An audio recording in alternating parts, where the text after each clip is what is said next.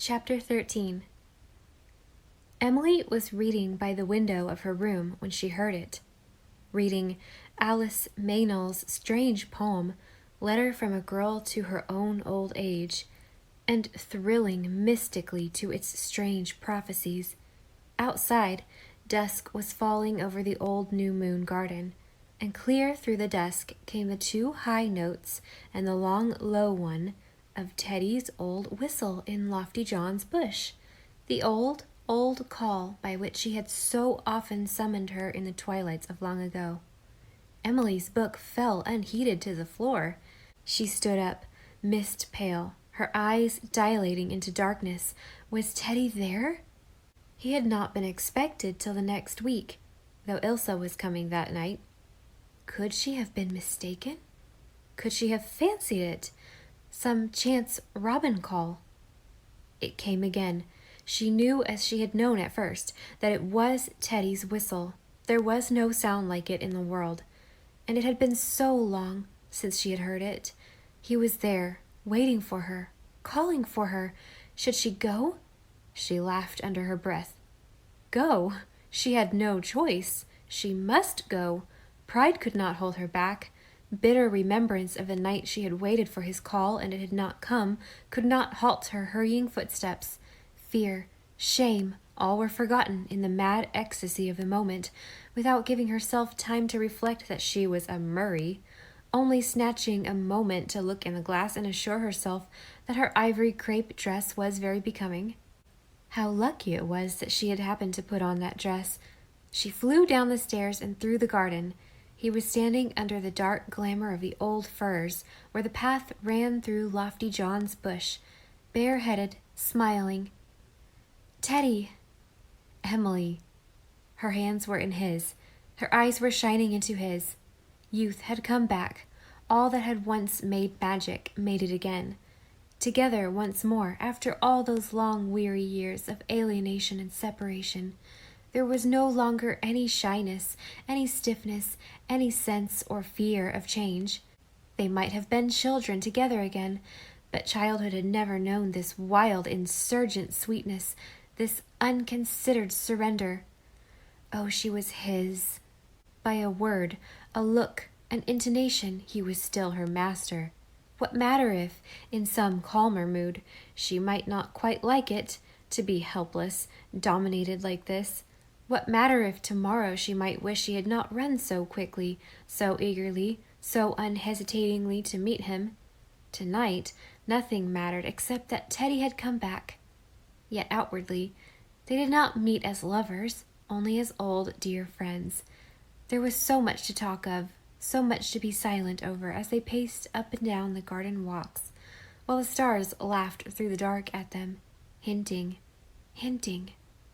Only one thing was not spoken of between them, the thing Emily had dreaded. Teddy made no reference to the mystery of that vision in the London station. It was as if it had never been. Yet Emily felt that it had drawn them together again after long misunderstanding.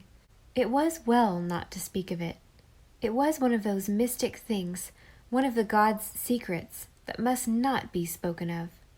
Best forgotten now that its work was done. And yet, so unreasonable are we mortals, Emily felt a ridiculous disappointment that he didn't speak of it. She didn't want him to speak of it, but if it had meant anything to him, must he not have spoken of it? It's good to be here again, Teddy was saying. Nothing seems changed here. Time has stood still in this Garden of Eden. Look, Emily, how bright Vega of the Lyre is. Our star. Have you forgotten it? Forgotten? How she had wished she could forget. They wrote me you were going to marry Dean, said Teddy abruptly. I meant to, but I couldn't, said Emily. Why not? Asked Teddy, as if he had a perfect right to ask it. Because I didn't love him, answered Emily, conceding his right. Laughter. Golden, delicious laughter that made you suddenly want to laugh too. Laughter was so safe. One could laugh without betraying anything. Ilsa had come. Ilsa was running down the walk. Ilsa in a yellow silk gown the color of her hair and a golden brown hat the color of her eyes, giving you the sensation that a gorgeous golden rose was at large in the garden. Emily almost welcomed her. The moment had grown too vital. Some things were terrible if put into words. She drew away from Teddy almost primly. A Murray of New Moon once more. "Darlings," said Ilsa, throwing an arm around each of them. "Isn't it divine?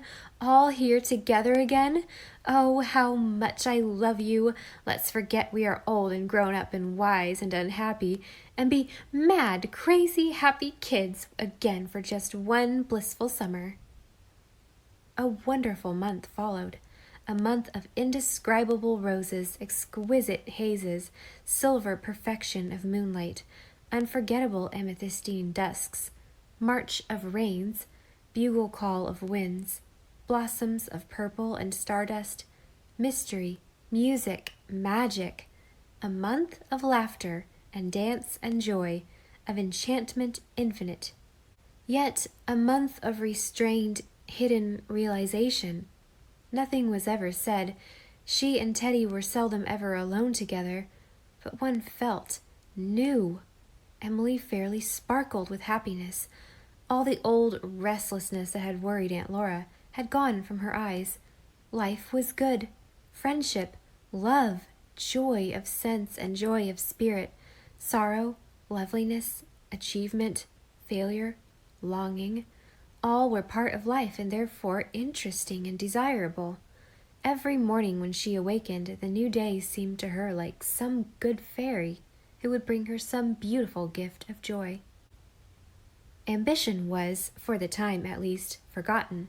Success, power, fame, let those who cared for them pay the price and take them, but love is not bought and sold. It is a gift. Even the memory of her burned book ceased to ache. What did one book more or less matter in this great universe of life and passion? How pale and shadowy was any pictured life beside this throbbing, scintillant existence?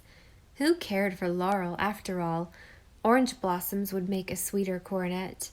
And what star of destiny was ever brighter and more alluring than Vega of the Lyre, which, being interpreted, simply meant that nothing mattered any more in this world or any other except Teddy Kent. "If I had a tail, I'd lash it," groaned Ilsa, casting herself on Emily's bed and hurling one of Emily's treasured volumes, a little old copy of the Rubaiyat Teddy had given her in high school days, across the room. The back came off, and the leaves flew every which way for a Sunday. Emily was annoyed. "Were you ever in such a state that you could neither cry, nor pray, nor swear?" demanded Ilsa. "Sometimes," agreed Emily dryly, "but I don't take it out on books that never harmed me. I just go and bite off somebody's head." "There wasn't anybody's head handy to bite off, but I did something that was just as effective," said Ilsa, casting a malevolent glance at Perry Miller's photograph, which was propped up on Emily's desk. Emily glanced at it too, and her face Murray-fied, as Ilsa expressed it. The photograph was still there, but where Perry's intent and unabashed eyes had gazed out at her were now only jagged, unsightly holes. Emily was furious. Perry had been so proud of those photographs. They were the first he had had taken in his life. "Never could afford any before," he had said frankly. He looked very handsome in them, though his pose was a bit truculent and aggressive, with his wavy hair brushed back sleekly, and his firm mouth and chin showing to excellent advantage. Aunt Elizabeth had gazed at it, secretly wondering how she had ever dared make such a fine-looking young man as that eat in the kitchen, and Aunt Laura had wiped her eyes sentimentally and thought that perhaps, after all, Emily and Perry, a lawyer would be quite a thing to have in the family, coming in a good third to minister and doctor. Though to be sure, Stovepipe Town. Perry had rather spoiled the gift for Emily by proposing to her again. It was very hard for Perry Miller to get it into his head that anything he wanted he couldn't get. and he had always wanted Emily. "I've got the world by the tail now," he said proudly. "Every year'll find me higher up. Why can't you make up your mind to have me, Emily?" "Is it just a question of making up one's mind?" asked Emily satirically. "Of course. What else?" "Listen, Perry," said Emily decidedly. "You're a good old pal. I like you. I'll always like you. But I'm tired of this nonsense, and I'm going to put a stop to it.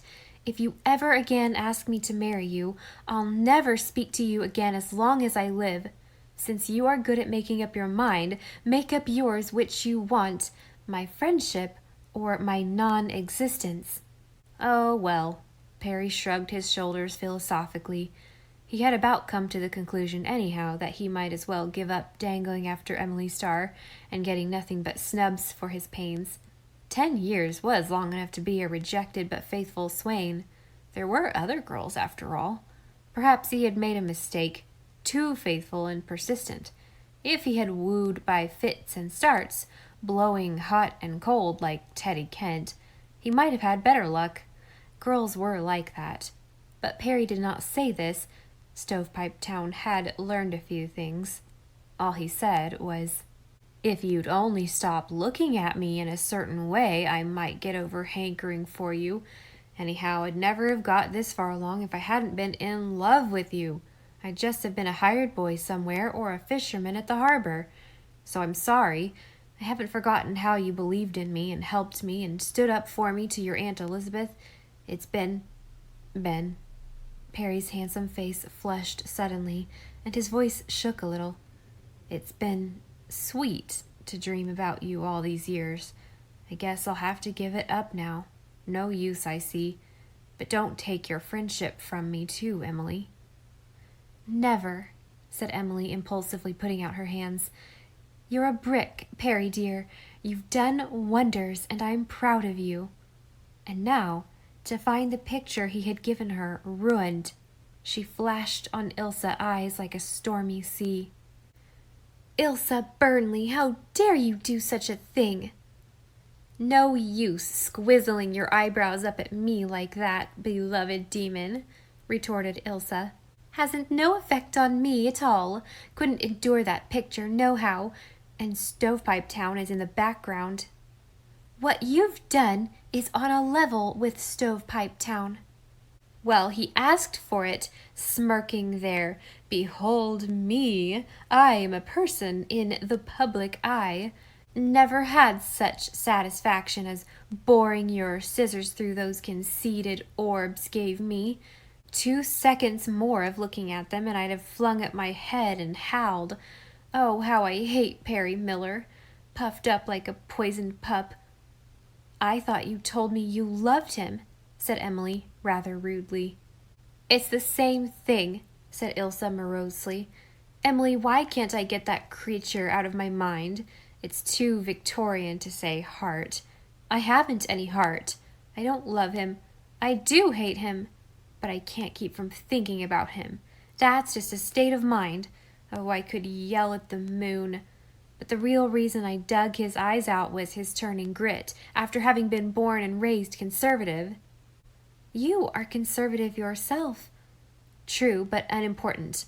I hate turncoats. I've never forgiven Henry IV for turning Catholic, not because he was a Protestant, but just because he was a turncoat. I would have been just as implacable if he had been Catholic and turned Protestant. Perry has changed his politics just for the sake of getting into partnership with Leonard Abel. There's Stovepipe Town for you. Oh, he'll be Judge Miller and rich as wedding cake, but I wish he had had 100 eyes so that I could have bored them all out. This is one of the times I feel it would be handy to have been a bosom friend of Lucretia Borgia, who was an excellent and rather stupid woman beloved for her good works. Oh, I know the modern whitewashers are determined to rob history of anything that is picturesque. No matter, I shall cling to my faith in Lucretia and William Tell. Put that picture out of my sight, please, Emily." Emily put the maltreated picture away in a drawer of her desk. Her brief anger had gone. She understood. At least she understood why the eyes had been cut out. It was harder to understand just why Ilsa could care so much and so incurably for Perry Miller. And there was just a hint of pity in her heart as well. Condescending pity for Ilsa, who cared so much for a man who didn't care for her. "I think this will cure me," said Ilsa savagely. "I can't. I won't love a turncoat. Blind bat, congenital idiot that he is. Pah, I'm through with him. Emily, I wonder I don't hate you, rejecting with scorn what I want so much. Ice cold thing. Did you ever really care for anything or any creature except that pen of yours?" "Perry has never really loved me," evaded Emily. "He only imagines he does." "Well, I'd be content if he would only just imagine he loved me. How brazen I am about it. You're the one person in the world I can have the relief of saying such things to.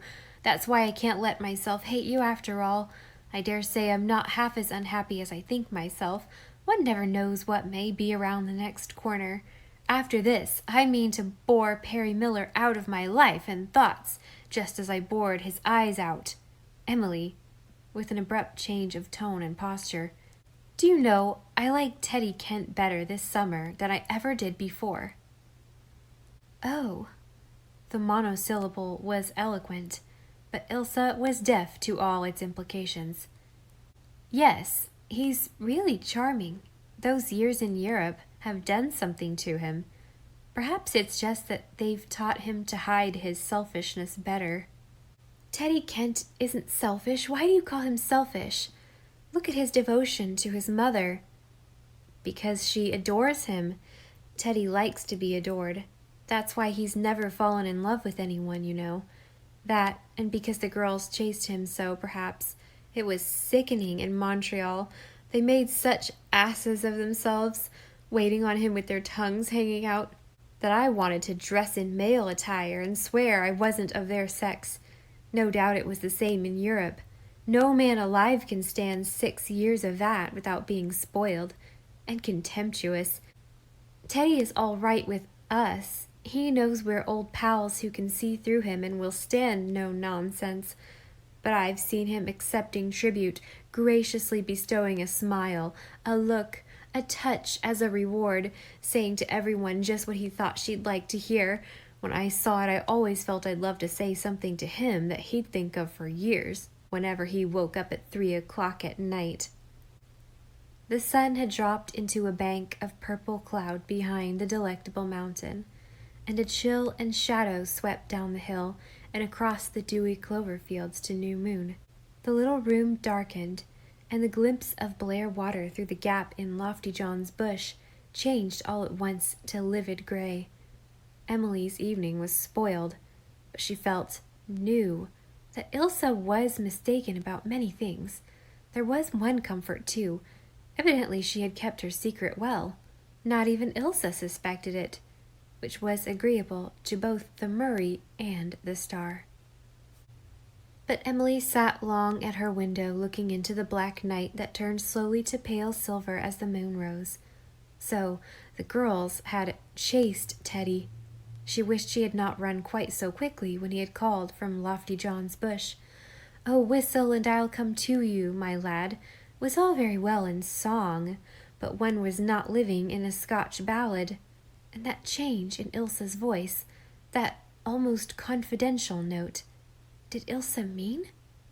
How pretty Ilsa had looked tonight, in that smart, sleeveless dress of green sprinkled with tiny golden butterflies, with a green necklace that circled her throat and fell to her hips like a long green snake, with her green gold-buckled shoes.